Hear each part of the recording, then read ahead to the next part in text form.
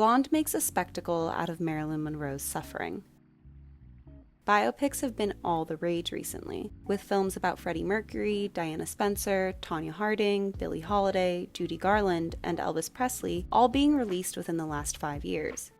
With Hollywood and the public having such a fascination with the ill-fated lives of these celebrities, it's no surprise that yet another movie about Hollywood's most famous and misunderstood actress would make an appearance.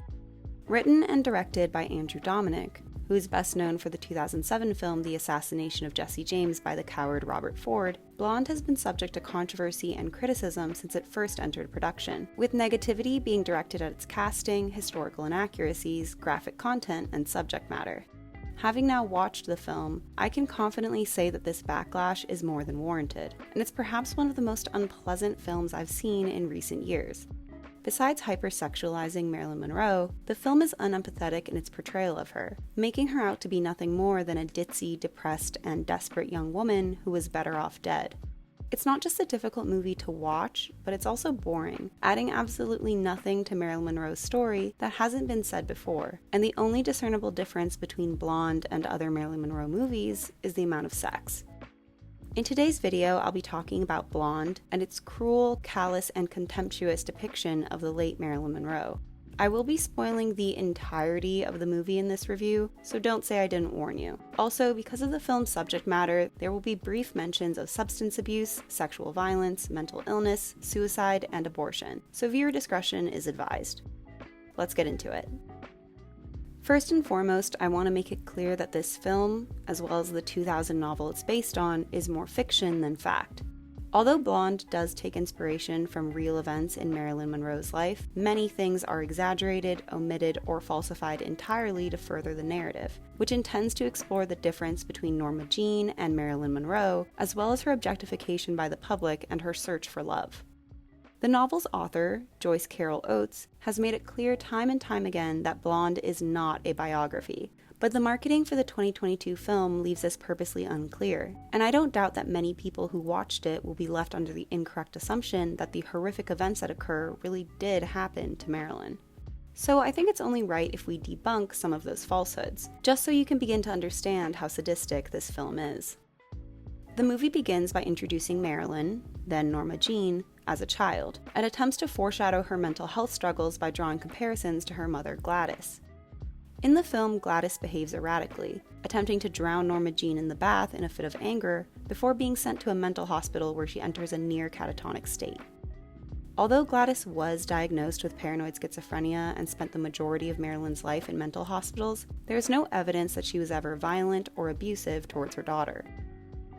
Early on in the film, Marilyn is assaulted by a studio executive while auditioning for a role, the first instance of sexual abuse that the character experiences.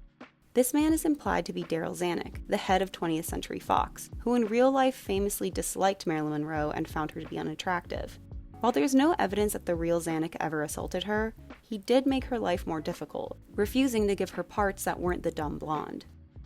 The film repeatedly implies that Marilyn only got her big break because of this traumatic event, as opposed to her talent or work ethic, which I see as representative of the director's obvious contempt for Marilyn and his desire to diminish her accomplishments. Blonde also fabricates a polyamorous relationship between Marilyn and fellow actors Charles Chaplin Jr. and Edward G. Robinson Jr. The film attempts to depict this fictitious relationship in a positive light, with the two men being the only ones who appreciate Marilyn for who she is on the inside. They know I'm Norma, not Marilyn. They understand me. The trio is meant to have a sort of camaraderie, with both men being the son of a more famous actor, thereby forced to exist in the shadow of that persona and the expectations placed upon them, which is similar to how Marilyn Monroe is Norma Jean's alter ego. However, keeping in line with the film's hypersexualization of Marilyn and complete lack of respect and interest in other aspects of her identity, this relationship is never actually expanded past sex, which the director attempts to paint as liberating for Marilyn as one of her only consensual scenes in the film. It's very clear that just like the other men in her life, they're using her for their benefit, but because of her desperation and delusion, Marilyn is utterly unable to come to terms with that, and she laments the loss of this one-sided relationship. This relationship also results in Marilyn becoming pregnant, which the director uses as an opportunity to tout a pro-life agenda, complete with a bizarre CGI fetus for shock value, blatantly ignoring the fact that she wouldn't be that far along anyway. You did the right thing. You had your baby. Marilyn initially wants to have the baby, but decides to have an abortion after discovering that her mother's mental illness is hereditary. But she changes her mind once again, begging the doctors not to do the procedure. But she's forced to go through with it anyway because of the impact it will have on her career. The scene is incredibly triggering and includes a graphic and unnecessary POV shot inside of her. Marilyn is haunted by this event throughout the film, having visions where she has to save a child from a burning building, and even having a conversation where the child blames her for the forced abortion. You won't hurt me this time, will you? Not do what you did the last time? Unsurprisingly, there's absolutely no evidence that this abortion ever happened, so this addition feels not only cheap, but cruel. Especially considering that the real Marilyn had difficulties conceiving because of endometriosis, which resulted in several miscarriages, one of which is depicted in the film and is incredibly graphic. The incident is also made out to be Marilyn's fault, with the character tripping while walking on the beach and harboring guilt over the situation. Because of the film's blatant pro-life message, I also got the impression that the director was implying that she deserved it for what she'd done in the past. Near the end of the film, Blonde touches on Marilyn's supposed affair with President John F. Kennedy, but of course this relationship is never explored in a meaningful way, and this is simply another way for the filmmaker to further sexualize Marilyn, and by proxy, Ana de Armas. There's a POV sequence where Marilyn gives JFK a blowjob, which is practically pornographic and no doubt the reason for the film's NC-17 rating. To make matters worse, the film also implies that JFK assaulted her, which again, isn't true. And although the actual assault isn't shown on screen, something I'm surprised by considering how cavalier the film is with violence, the aftermath is incredibly difficult to watch. It also implies that this assault resulted in another pregnancy that she's forced to abort, yet another traumatic incident the character is forced to endure. The film also makes the absence of Marilyn's father more significant, and everything from her career to relationships to eventual death is in direct response to his supposed abandonment. She exclusively refers to her lovers as daddy, not only conflating them with one another, but using them as stand-ins for the father she never had. This is not only infantilizing, but at times it even feels fetishistic, not to mention, it's completely untrue. Via a series of letters, he constantly berates her throughout the film, blaming her for the dissolution of her marriages and criticizing the promiscuous character she plays on film. It's eventually revealed that none of these letters were actually written by her father, and the film implies that she wanted to die in order to be reunited with him. This not only disregards her very real struggles with mental illness, but suggests that a man was her only reason for living. The vast majority of biopics stray from true events in one way or another, oftentimes for clarity, pacing, or simple dramatic necessity. But Blonde's deviation from the truth is nothing more than a cheap gimmick, and none of these fabrications help develop the character and simply serve to victimize Marilyn over and over again. If you didn't know anything about Marilyn Monroe except for what was in this movie, you'd think she'd never been happy a day in her life. She spends most of the film crying, oftentimes while naked, and she remains a fragile victim throughout, only seeming to have found peace when she dies. To make matters worse, the director genuinely seems to believe that Marilyn brought these hardships upon herself, insisting that she, quote, wanted to destroy her life. Because Marilyn is constantly abused throughout the film, it feels less like a commentary on her mistreatment and more like the director getting off on her suffering, and it's a miserable viewing experience from start to finish. Despite being nearly 3 hours long, Blonde does very little with its screen time, refusing to show any aspects of Marilyn's life outside of her relationships and movies, and it feels like a compilation of her worst moments. As a result, we learn very little about her, and there's no clear transition from introverted housewife to aspiring actress to blonde bombshell, and we're unable to differentiate between Norma Jean and Marilyn, which is supposed to be one of her biggest internal struggles.